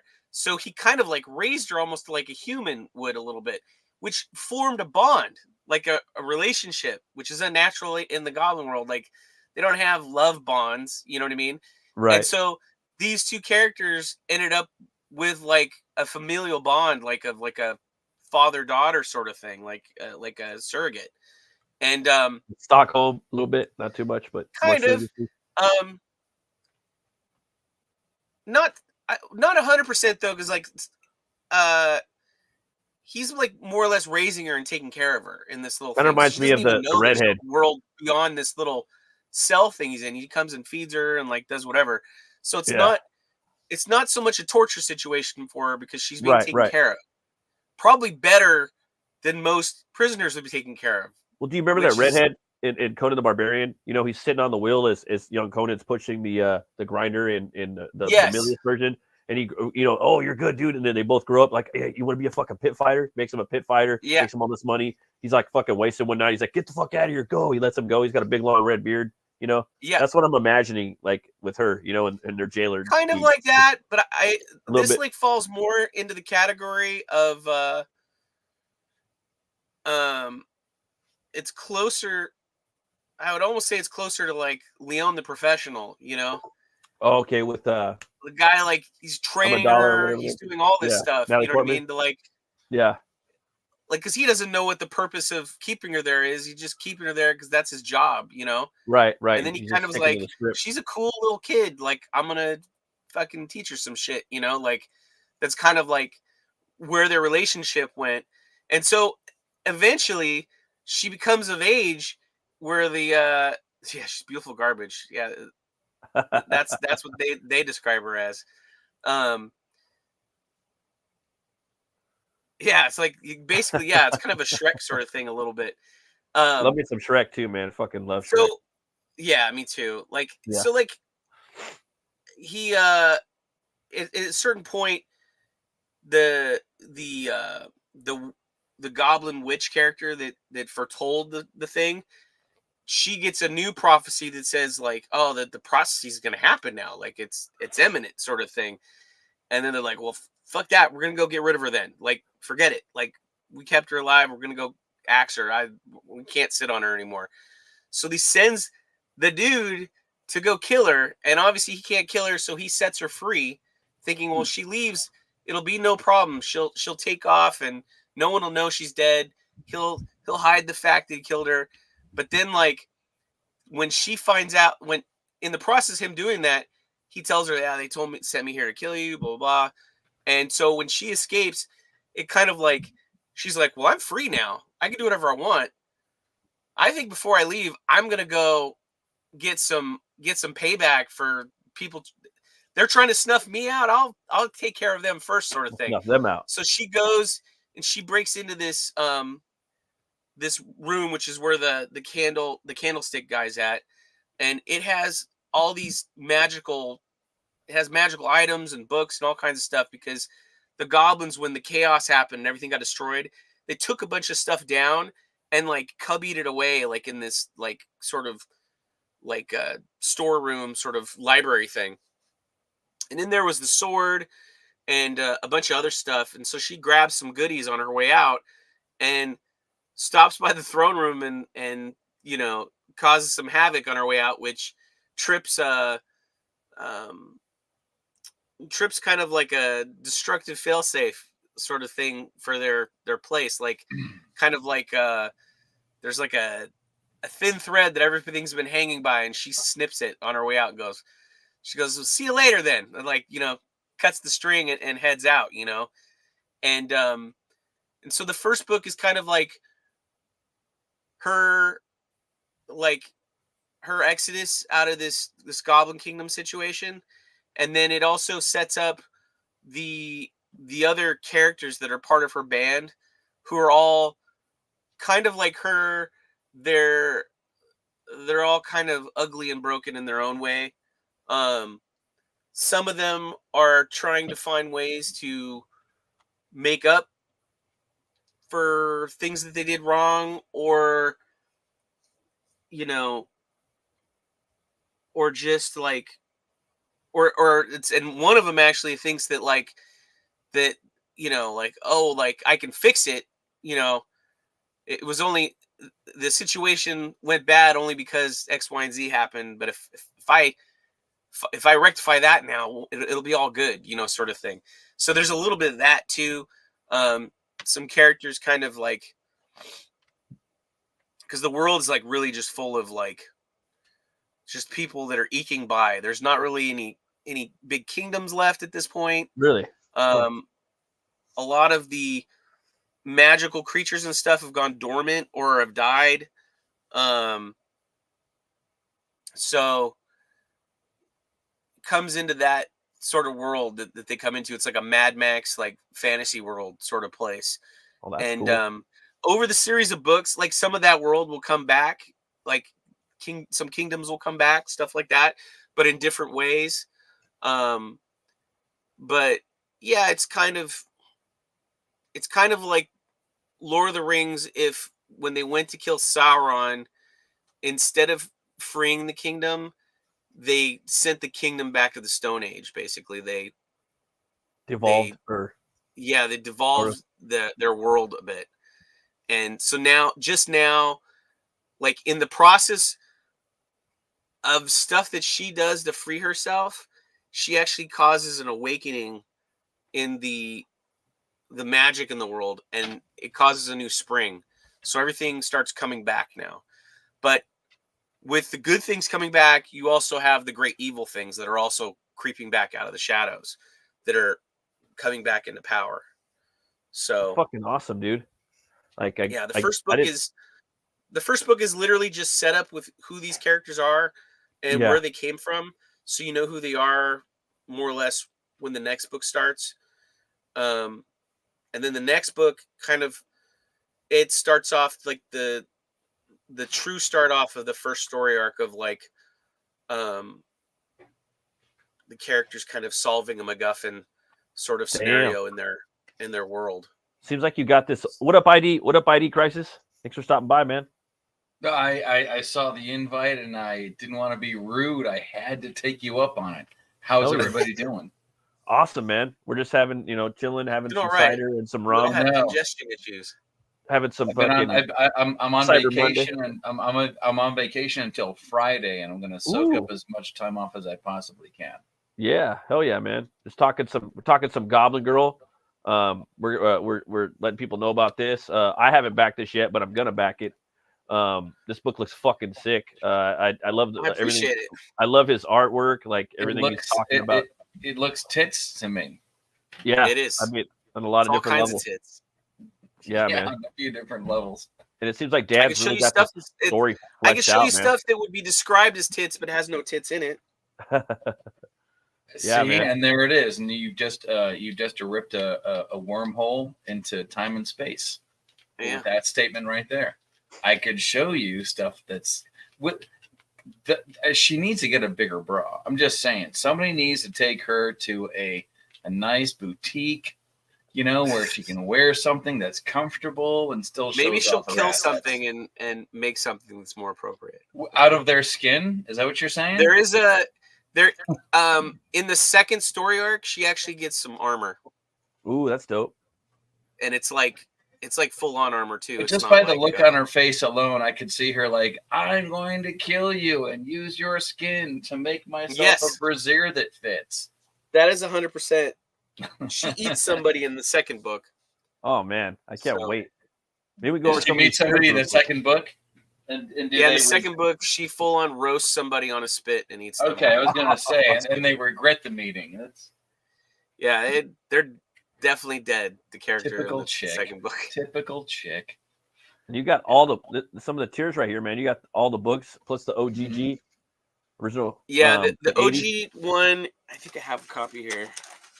All right. So sort of a side story, which hopefully nobody from. I love your office. Thank you. Yeah, you're on full screen. So I've got this book. This is the first book that I did. It's very manga anime style, the stuff inside. Oh, that's cool, man. So I did this first. This is basically would be like a Cliff Notes version of the first book. So I redrew this, but it's expanded to actually tell a story. Because I feel like when I look at this book now, it's literally like something you would see like a page of at the beginning of the book going, previously on this book, this happened and that happened. This is what this is. It's like little minor clippets of all the stuff that happens in the book now. And then I did. So it's like a catches you up. Well, that's cool. Yeah, it would be like a catch-up book. But everybody said they wanted you're the artist on this. You're the artist. Yeah, I wrote it, drew it, did all the stuff. You're the one-man band on this. Yeah, the only thing I'm not doing is coloring it, and I'm going to have somebody else letter it because my lettering skills are not great. I'm discovering that myself. You got to see Dan do his live drawings. He's like the fucking one of the most badass guys I've ever seen. I'm gonna have to find Here's a little teaser of the second book. I love the composition on that page to your left. This one? Your left. Oh, this my one. Right. Yeah. I just get because I can see all of the values coming around in like a reverse C motion from the top panel to the bottom panel. It swings around, you know what I mean? Like visually, it just takes you right around that curve. Yeah, so I did this one. Some of this stuff is actually in the first book, oddly enough. Nice. Like this stuff here is in the first book, but redrawn. And this, I literally put this out to get into Comic-Con. Well, that's cool, man. So the book wasn't ready. I like quickly lettered it and like got it together. So there's only 4 copies of that have ever been printed. I may offer this on the second campaign as like an additional thing, like the original Goblin Girl on this one. Yeah, that'd be dope, dude. People would snap, because the art will definitely be different. I've redrawn that stuff because I was thinking I could use some of it, but not all of it. Because like I said, there's some stuff in there that I redrew in this book. Because contextually it made sense. Right. Because I had to move some stuff around story-wise. So with this one right here, you get both books, the sketchbook and the OGG reprint. So that was the one that you were showing. Is the one I just showed, the one with her jumping in the air, and then the sketchbook is a bunch of it'll be like a floppy comic of a bunch of pencil drawings that I've done. Yeah. That's cool, man. Right when you're producing, I'm sorry, go ahead. Well, I'll just say we got the color edition right here, and then underneath it we have the gray tone. So that's pretty dope. I was just going to ask, when you're producing your comic, are you using traditional, digital? It's all because I love looking at pencils, and I see this gray. Yeah, the only thing that's done digital is the color and the lettering. Okay. Everything else, like the gray tones and everything, is all done with Copic markers. Here, I'll drag some stuff out of here. Put some stuff. I'm looking at the campaign right now, and I'm saying like on my computer desktop, my personal computer, I seek out pencil drawings from great artists, Silvestri, Keown, and all those guys, and it just kind of cycles through. It's my desktop. Keown is definitely one of my influences. And there's a ton of them. I mean, if it's pencils, if it's unfinished work, because I always feel like you can get a really good look into what they were thinking while they were doing it. There's going to be some pencil stuff in the book in the back, because I'm adding some extra stuff in the back. But that's what I love about independent comics. If you can't make that 4-page thing, like everybody has to think about it when you're producing a physical magazine, you got to have 4 pages. But when you're an independent comic, you can just add shit in the back until it all adds up. It's like extra, I need to put extra stuff in there, but then it's a bonus for everybody else who's buying it. I love that. Sick. Which one am I going to get here? Which one I do? Gray tone edition. Here's some. Let's see here. This is me shopping. This is what it sounds like when I'm shopping out loud. ID, if you saw how fast this guy is, like when he's doing his pieces, man, you'd flip out, bro. What the fuck? You're like, oh well, that's the other thing. Can we get a link to his channel? Because I might be sub to it. I'm not sure for sure. I am not sure. Some stuff like this. This is some stuff that's like later in the book. That's not like Goblin Girl is in like 2/3 of the book, and then she goes away for a bit and comes back at the end. Because we go away for a minute to show some other characters, to set up some other characters that she's running into. So I got stuff like this. Got pages like this. Just looks, I don't know if on the camera this looks that great. That's badass, dude. There's some of the Billy likes some of these later ones better. Even he's like people don't even know. Your drawing space is so beat up. I love it. There's that. That's cool. I did this piece like with Anna, that Star Wars girl in mind. Oh, she was talking about this is you're using white pens and ink pens and Copics and white gel pens and a bunch of stuff. Because Anna's always talking how she likes a good butt on a hero. So I know, man. I've heard that before. It's one of those things that always like stuck with me. She loves the way that like Malin draws her butt. And here's this is my drawn in tier pages. Oh, that's cool. It's a 2-page splash. Epic, dude. Damn. So badass. I went to Hogwarts. Blowing through a lot of white ink. Man, I could. That's nice. I use it. Just I have some of those like ball pointed white gel pens and stuff, and I'm like, I don't know. It's you have to go over those lines a few times before they come out. Like really, sometimes, really, right? Sometimes you do. As long as it's not just me. Not always. Let's see. You gotta get. Try not to like spoil too much stuff. I can show you this. This is kind of cool. Thanks. All right. Yeah, I got a sub into Dan right now. Everybody else who hasn't should. I just put your YouTube channel in the chat. So sub to Boot Dan Art. I won't show too many after this one, but this is another good 2-page splash. Oh man, fucking love it, dude. Love it. Yeah, man. Your style's where it's at, bro. That's crazy. I love the fucking tones, man. The tones. Dude, one of my favorite shots is this bottom corner one. What do you use for that? Are those Copics or what? What do you use for the tones? Yeah, it's all Copics. Okay. Fuck. I use the even number ones. This is the really dumb question. Based on what I'm seeing there, are you a fan of Roger Dean? Yeah, I like Roger Dean. I have some of his stuff. Do you think he got completely and totally hosed when judgment was found against him in his copyright lawsuit against James Cameron? Because for the Avatar stuff? Yeah. I think he was hosed. Yeah. As soon as I saw the trailer, I was like, oh, I've seen this before.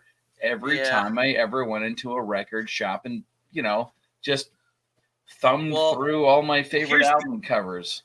Here's the other thing, though. Like, that being said, was it Barsoon of Mars or whatever? The Princess of Mars stuff? The John Carter stuff? That stuff is the same stuff, too. Like, the flying dragon stuff with the wing ships and all that stuff. Like, he was doing that way back then. I remember sitting. I didn't think it was that on point. Excuse me. It's pretty close. Like a lot of the descriptions and stuff. And I remember sitting in the theater when the trailers were coming out before that movie came out, and there was people literally in the audience going, "Oh, this is just a bunch of ripped off stuff from Star Wars and Avatar." And I was like, I so badly wanted to scream in the little theater, "No, asshole! They took those ideas from him." And they even admit it. They're like, if you watch any of their like behind the scenes things, they always say like, "Oh, we're big fans of John Carter of Mars and like Flash Gordon and really big fans. All that stuff. So big." Right here, you got the Down Under color perk. That's for like Australia or overseas. Yeah. Oh, I got this one too. It's another cover idea. Might use this variant cover later. Color and gray tones book. Okay. Yeah. I like this. I like the color and gray tone book. Yeah, like and I'm working on. That is a smart net. It is. I'm also working on smart net potentially to making throw. it so that they're hardcovers as well, but we'll see what happens. You got the international color variant. If I get the price point down, I think I'm gonna do it. 30 international gray it's tone like- book. 30. It's like something Coloring like gray tone. I think it's like 74 pages of story now, Awesome. or something like that. And then it's like the rest of it's gonna have like The Goblin chest. because I have several like deleted pages from the book, and I have all kinds of like sketch stuff and Dude, this Goblin early chest, bro. drawings of Goblin Girl. This Goblin chest is where it's at. You get one color Yeah, Goblin Girl, that's one everything. gray I love tone, how one you That's sketch gonna book. have You call it the Goblin chest. Yeah, it's like double meaning. I mean, You got the that's original. that's not too So- on point, is it? The the comic Goblin's pieces, chest is. stickers, it's gonna- artifact, It's also gonna have this in it. mouse pad, and art prints. Oh my gosh, there's so much stuff in there. Are you seriously this putting is a in there too. you're putting a viewfinder in it? Yep, it's gonna have a How big viewfinder is with.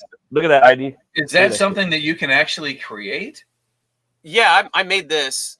Like where these- did it all go? Like, these- did slave kids make that? Slave kids in China? It's okay Just if to they slave did. me. I made these little packets by hand so that they look like used old vintage packets, That's dope. and they're dude. gonna have at least one reel in them so far. So cool. That has a bunch of frames. I'm working on seeing if I can do the 3D or not. 3D's a I little more gotta ask. expensive. I'm really sorry, but I gotta interrupt. Are you even old enough to have played with that when you were a kid? Oh yeah, You I'm are. super old. Well, you're aging gracefully. I've got to say, because I had one of those, and you don't have gray hair, you asshole. Oh, I have I some. do. Just luckily on this camera, you can't see it as well. Oh yeah, okay. So it's a filter. I get you. All right, I gotta know. No, what no that filter. is. It's just the lighting is like weird, kind of blows it out. Man. Yeah, no, I'm 49. Well, that's pretty close. So you probably all right. So okay. So all right. Okay. So the viewfinder was a hand me down from an older sibling, is what you're saying. No, viewfinder Damn. was new to me. Although I do have my old viewfinder here. Here's my original Oh viewfinder. man, you are a smart kid. Holy cool. crap! Look at that. Very square. Good lord. OG one. Viewmaster. Super. I try not to put anything in it that I care about. Oh, because I no, think man, it's that got sand plastic in has it. to be brittle by now. It's actually in pretty good shape. It has a lot of like gravel or something inside of it. Like I can hear it. Okay. Yeah, that's the plastic. That's Yeah. That's pieces of the plastic from the inside. Basically, Sunlight and plastic from the 70s I've don't got a- agree with I've it. got a huge collection of vintage Viewmasters. I'm a total. Oh man. I'm a Say it. physical media Say the like, N-word. maniac. I've got You're a a lot of weird nerd. shit. You're a nerd about it. It's okay. Yeah. The Vinyl Goblin chest records. comes That with is the crazy. shirt too. Yeah. Oh, that's cool, man. Dude, that is And nuts. and thanks to and also I have to say this isn't coming right away, but it's definitely happening. There's going to be a vinyl record too, which is going to be like a read along with the book. Oh, that's gonna be awesome, man. I can't wait for all this I've stuff. been working on that for a while. How and can it- you be as old Oddly as enough, you were it when started you had off those? because of my friendship with Jason Bascom. How Unhinged can you be as Entertainment. old as you were when you had those viewfinders as a kid and be prescient enough to know that you should like save them forever and put them in a box like, in the attic? I don't think it was because I tried to save it as much as it like I played with it for a little while and then my parents went, "Oh, we're gonna put this away," and then it went in a box and then I Oh. didn't see it till I was in my 20s or something. Oh man! So you had cool So- parents. Yeah, because I had some cool toys as a kid that have totally deteriorated. That are like Yeah. dead ski. Like I have at one point I had everything from GI Joe that was ever manufactured until like the early Yeah. 90s, Yep. and Had the I've gone Super through Joe some of with the stuff, super- and a bunch super of it, grip. Yeah. a bunch of it is just like destroyed because it was played with so much, like out in the dirt and the weather. And $6 million man. Sizzler. Yeah, I never had race that. Cars. Yo, you didn't. Did you have? no $6 million man. I didn't have Did you have the Evil ROM. Knievel cycle? You had to have the Evil. No, my neighbor had that though. Yeah, which is why you played with them. I want to play, but you're my friend because really. you got cool toys. The neighbor didn't want to share that one, so which I was fine with. I didn't share a lot of my stuff, so I would go over sometimes just watch him like run it through. It was funner to like watch him set stuff up and run it through like you were watching an actual stunt show. You just put it on your Christmas list and hope for the best. Yeah, no, a lot of that shit never happened. My family was just like, there's one thing you're gonna collect. You're only getting that. You can't have everything. So it's like a lot of stuff I didn't have as a kid. Other kids have. Like I didn't have. Got it like, all now, man. You had some cool parents, man. They put that stuff in a box, put it away. Now you got it now, and now you've got fans. Some stuff. I'm so glad I met you. Yeah, Dan's the man, dude. And you got art on sale right here for 8 more pieces left. You already sold 2, 300 bones. You get fucking Plagal original art. I think I'm almost positive that the 2 that are spoken for are the drawn interior pages. Oh, okay. And like, I as could far be as wrong, like what pages they get, they could hit you up or something like that, or how does that work? The people that there's one person that bought the 2, and I think they bought it because they wanted their drawn in stuff. Oh, okay, that makes sense. That makes sense. That's dope, dude. It's fucking awesome. Well, you see it, guys. You see this master at work right here. The colors Plagal and Basco, they're both fucking nailing it down right here. Billy's doing an amazing job with the color work. Dan Plagal, man. He was gonna give me a couple more pages. I don't know the way that he bounces back and forth between the greens, like the warm colors and the so cool lush, colors. dude. It ping pongs between the panels, just like it forces people to look here and there and here and there. How many? Did how a great many more, job with the blood too. How many pages do you guys got left to do on this? To color? Yeah. I mean, just he's ballpark. Like 70.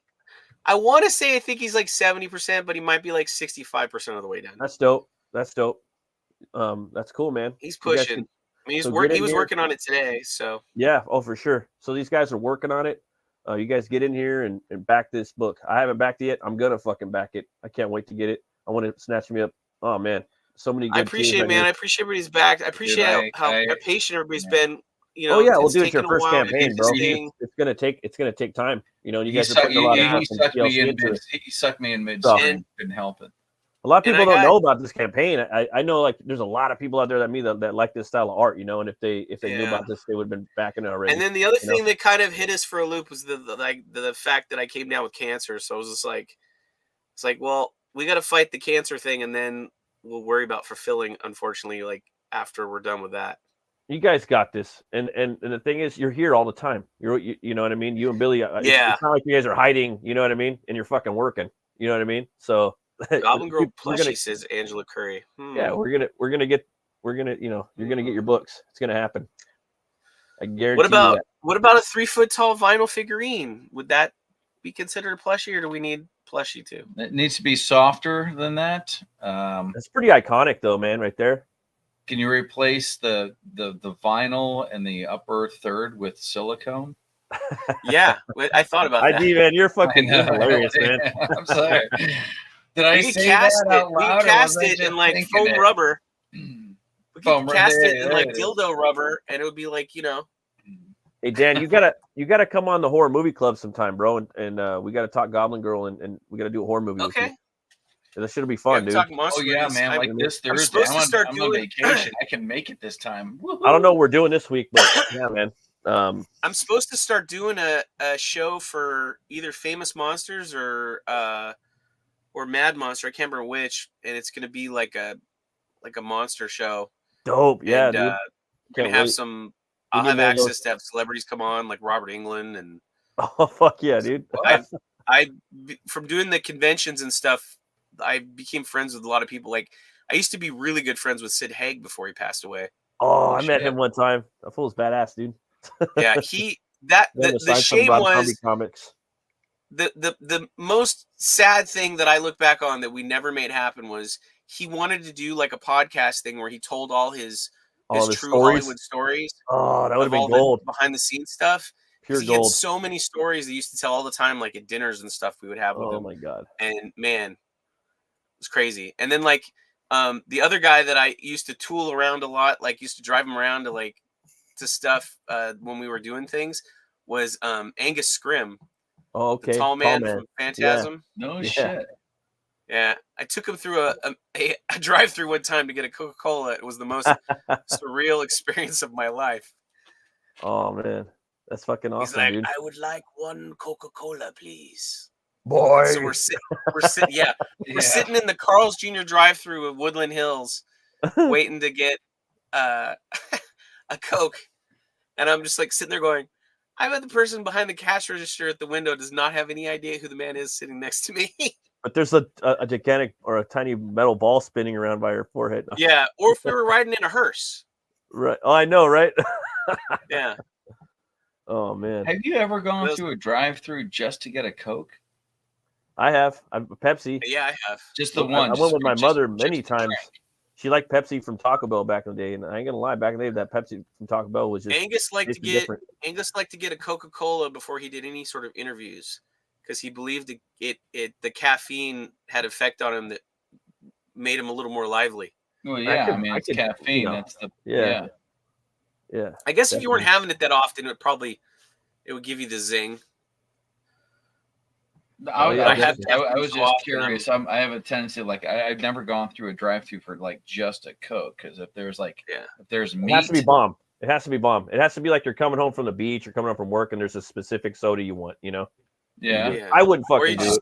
My mom used to do it. Or you just don't want to take the time to get out of your car. You just want to, like, if there's nobody in the drive-through when you're going by, and you're like, fuck it, I just want to get a large drink real fast. Yeah, you go through there, like Starbucks. Yeah.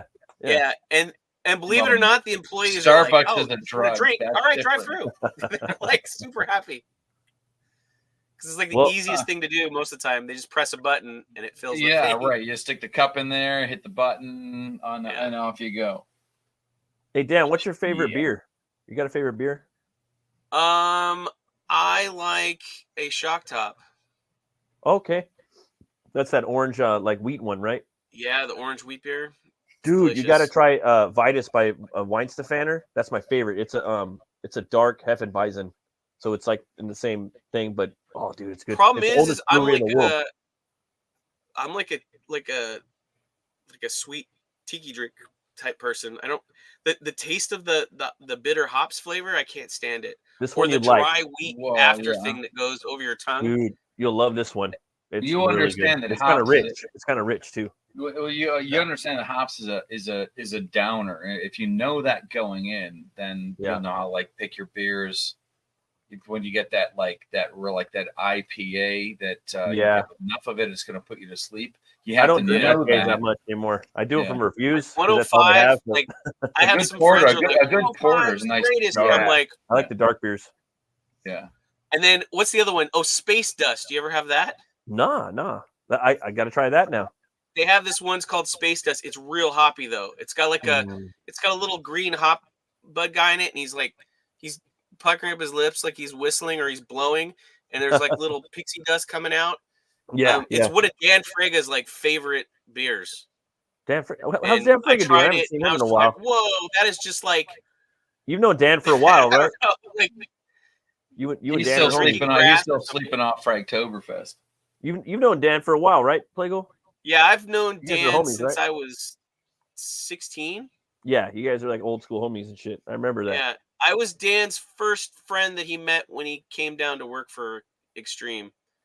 He just moved into town. They didn't have a place for him to stay yet, and they didn't have something for him to do at the studio yet. So I think for like 3 or 4 months, he was Rob had a friend who had a comic shop called Comic Mania in town, and Dan was working in there part-time to make some food cash, and they were letting him live in the attic apartment for free.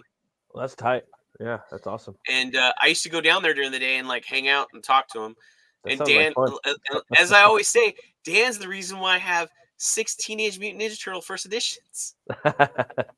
I love Frega, man. I can't wait for his fucking book to come out. I know his book's gonna be the shit too. It's taking a minute, but I know it's gonna be good. You think the detail of mine's crazy? That book is it's like a Jeff Darrow nightmare. Yeah, it's like fucking what is it? So much stuff in there. Yeah, with the Shaolin cowboy, I think. Yeah, I was hard boiled. I was watching this stream with this one guy called Lion Forge, Lion Mill.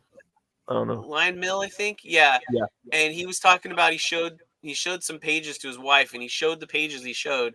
And he's like, yeah, my wife said this was too much. There was too much going on here, too much detail. And I was like, is there such don't a thing? show her any Dan Frega stuff, and don't show her Arthur Adams or Jeff Darr. Otherwise, you might be single and planning a funeral because her brain will explode.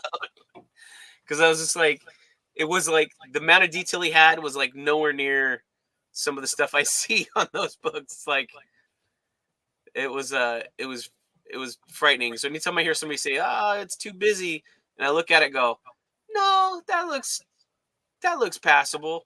That doesn't look too busy. Like when I think of busy, there's like a couple artists I think of that do some busy work, and it's those 3 or 4 guys. Oh yeah. Yeah, man. Even what's his name? Metro Graphica. Rockefort. Yeah. Rockefort. Yeah. Crazy busy too. Crazy. Yeah, I love the busy. But it's like a thin busy. Yeah, you know what I mean? Like a lot of his pen strokes are just tiny, and there's this. It's like getting lost in it. His tech is crazy. His tech is nuts. But yeah, I got it. I'm gonna jump on another stream right now. Me and Preston Azevedo got the metal shop. Nice. We're gonna be talking about Dio's artwork for his album covers. So if you guys want to check out Preston Azevedo's channel, we're gonna be going live in 2 minutes. Awesome. Thank you so much, Dan, for coming on. I'd love for you to come on again and talk about some more stuff. Yeah, we could talk for hours. Sorry about the internet connection; it's been kind of fucked up. Nah, that's right. And I can't wait to back Goblin Girl. The book looks fucking sick. And thanks, ID, for coming in. It's always a pleasure to be with you, ID. Hey, yeah, man. As long as I'm well behaved, invite at own risk. It's definitely going to be in demand when we're shipping. So okay, cool, it'll be up there for a while because everybody said you got to keep it in there even when you're shipping because afterwards too. That it's an actual thing. And there'll be a lot of people then that'll want to buy it because they'll see it. Yeah, you want to keep it around and always have product. You know what I mean? Like me, I had my thing open for a couple of years, closed it down. I still got product. If people DM me, they could get my book. You know what I mean? Yeah. Thanks for coming in. We are about to shut her down now. Going to be going over and doing Preston Azevedo's channel. We're going to be doing the metal shop, talking Dio. And again, Dan, thanks again for coming on. And where can people find you, brother? You can find me on YouTube, Twitter, and Instagram, Boob Dan Art, or Dan Plagle, whichever. There's a Dan Plagle one on Instagram too, but it's mainly monster stuff. It's not there's not a lot of boob stuff on there. Okay. Well, never mind then. I don't post it. But to be fair, if you follow the Boob Dan Art Instagram, you'll see way more stuff than you will on the other because I don't post to the other one as much anymore. Okay. I'll look you up on. I'll still get them both. I'm Bat Merc on Instagram. So I don't know. I was just being cheeky. You see, yeah, that's me. Yeah. And ID Crisis. Where can people find you, brother? Anywhere you can see ID Crisis online or Identity Crisis Design, that's where I'll be. If you see those wings, that's me. Hell yeah. Well, thanks everybody for watching. Thanks for coming and checking out the show. I'll see you guys next time, and always remember to be bold, be brave, and roll the bones to know your role. I'll see you guys later. Bye-bye. Take it easy.